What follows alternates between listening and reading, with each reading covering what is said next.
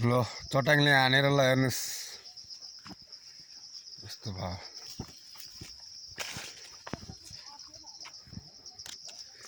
मकैको रुख शुद्ध सरारै होइन कस्तो स्टाइलले हानेछ चट्याङ पनि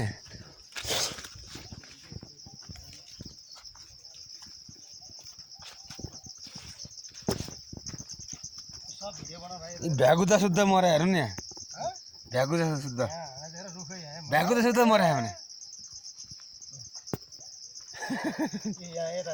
भ्यागुता त ठाउँ ए यस्तो चाहिँ अहिले नभएको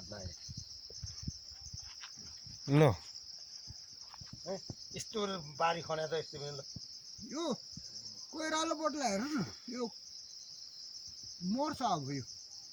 यस्तो बनाएर खनेर गएको अनि बारी यो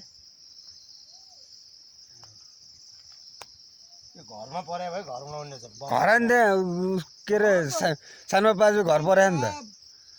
सानो पाजुको पुरै उडाइदिए के घर त उडाएन त्यो भित्रपट्टि चर्काइदिए बाहिरको मिटर पुरै उडाइदिए